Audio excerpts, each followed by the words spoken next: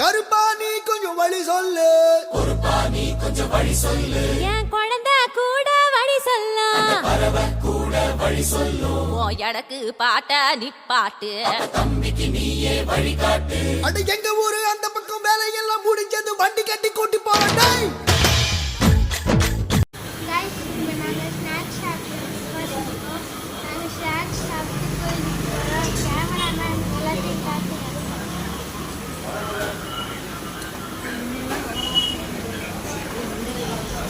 இதுதான் எங்க